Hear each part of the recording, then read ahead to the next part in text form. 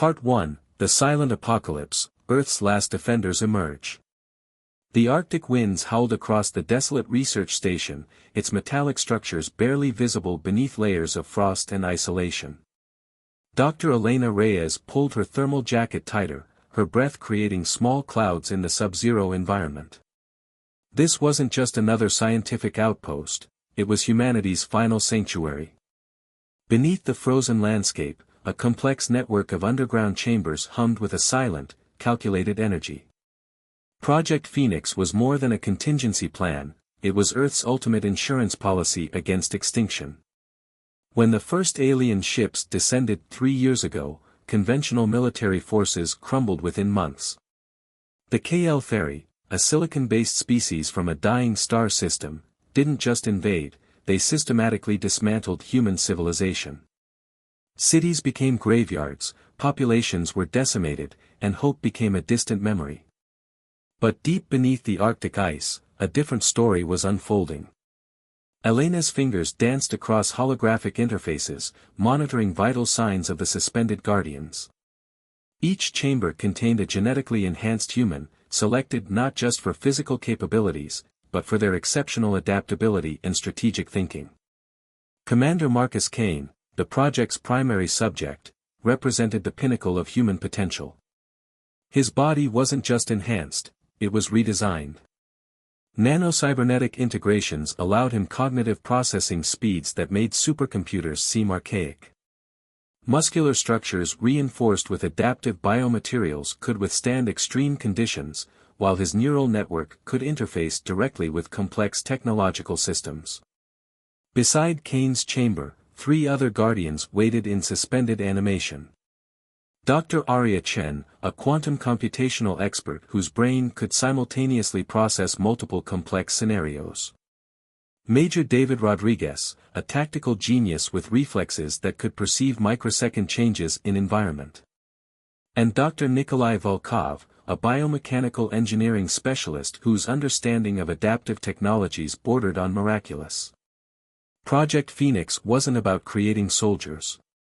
It was about preserving humanity's essence, its ability to adapt, innovate, and overcome seemingly insurmountable challenges. The facility's quantum AI, designated ARIA, Advanced Responsive Intelligence Algorithm, continuously monitored global conditions. Its protocols were clear: activate the Guardians only when human population reached a critical threshold, a point of no return. That moment had arrived. As alien ships continued their systematic resource extraction and planetary transformation, ARIA initiated the awakening sequence. Cryogenic chambers began their gradual restoration protocols, nanite networks stimulating cellular regeneration and neural pathways. Commander Kane's eyes flickered. First, microscopic movements. Then, a subtle intake of breath. Within moments, enhanced consciousness flooded his enhanced neural network. Status report, he subvocalized, his voice triggering a cascade of system responses. Aria's holographic representation materialized, a shifting pattern of blue-white light. Activation successful. Planetary population, 0.03% of pre-invasion levels. KL Ferry occupation, approximately 87% global coverage. Kane's enhanced vision scanned the facility's comprehensive data streams. Tactical information, planetary conditions, alien technological signatures, all processed instantaneously. They believe they've won, Kane muttered, a hint of determination cutting through his calm demeanor. They have no idea what's coming. As the other Guardians began their awakening sequence, humanity's last hope stirred from its frozen slumber. Project Phoenix was no longer a contingency, it was a promise of retribution, of survival, of reclamation. The silent war was about to get very loud. Awakening of the Guardians, technology beyond imagination. The facility trembled as each Guardian fully awakened. Dr. Arya Chen was first to interface with Aria's systems, her quantum-enhanced mind absorbing terabytes of data in milliseconds. Planetary transformation is accelerating, Arya reported, holographic projections dancing around her. The KL Ferry are converting Earth's atmosphere and geological structures to match their silicon-based ecosystem. Major Rodriguez activated weapon systems with a thought. Adaptive nano-armor materialized around his body, blending technological precision with biological flexibility. Each movement calculated, each muscle fiber capable of millisecond-level adjustments. Dr. Volkov approached a complex molecular synthesizer. Our primary advantage remains biological adaptability, he explained. The KL Ferry view technological superiority as absolute. They cannot comprehend our capacity for rapid innovation.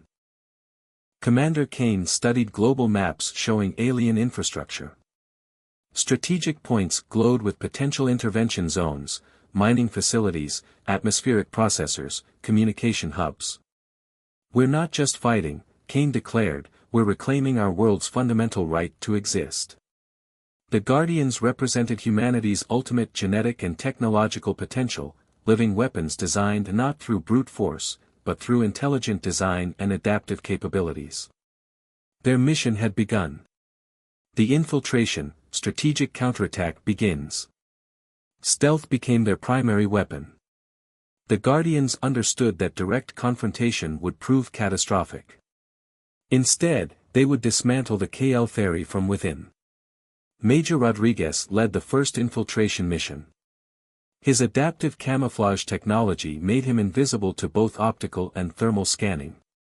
Penetrating a massive atmospheric processor in the Siberian wasteland, he discovered the aliens' critical vulnerability. Their environmental systems are their lifeline, Rodriguez reported through encrypted neural links. Each facility depends on precise atmospheric composition. One targeted disruption could collapse entire regional operations. Dr. Volkov developed nanite-based viral agents that could silently infiltrate the KL Ferry's technological infrastructure.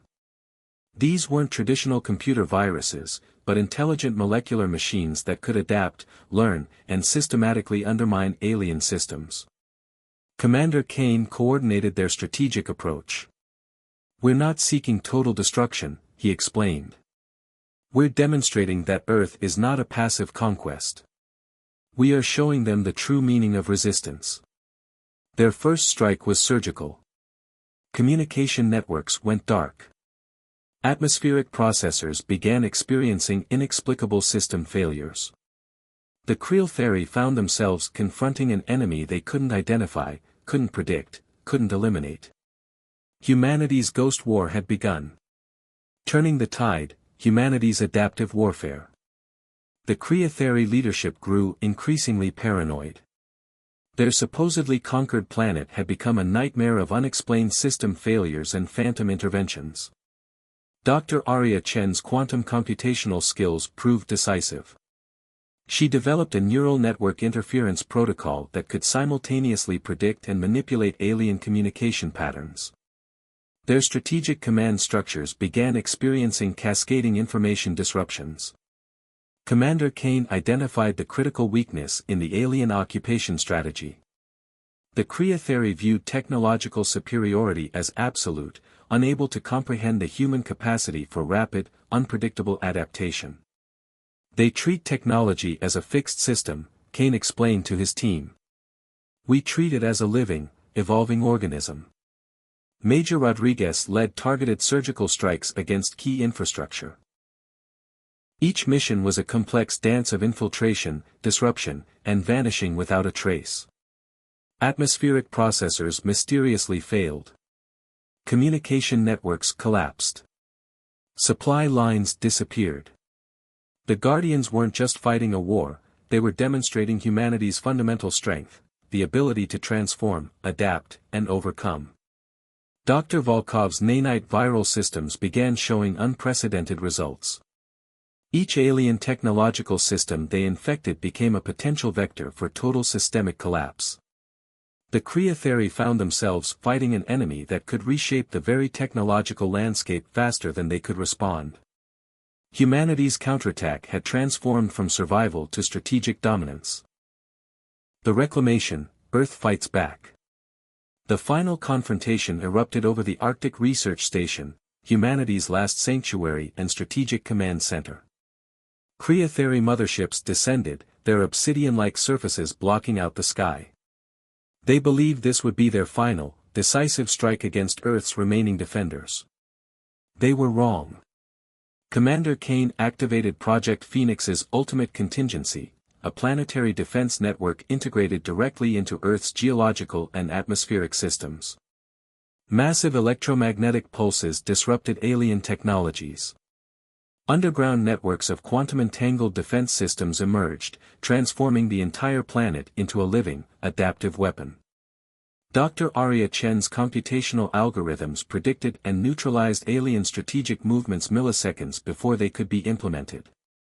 Major Rodriguez's tactical interventions created cascading system failures across alien infrastructure. The battle wasn't just technological, it was a fundamental confrontation between a rigid, conquest-driven civilization and humanity's unbreakable spirit of adaptation. "We are not just fighting for survival," Kane broadcasted across global frequencies. "We are fighting for our right to exist, to evolve, to determine our own destiny." The Creatheri found themselves facing an impossible opponent, a species that could transform its entire technological and biological landscape faster than any known civilization could comprehend. Earth had become a living weapon. Humanity's final defense was its most powerful offensive. As alien ships began falling from the sky, one truth became clear: Earth belonged to humanity. And no external force could ever change that. The reclamation had begun. Would you like me to help you develop additional elements for this story, such as the YouTube description or SEO-optimized title?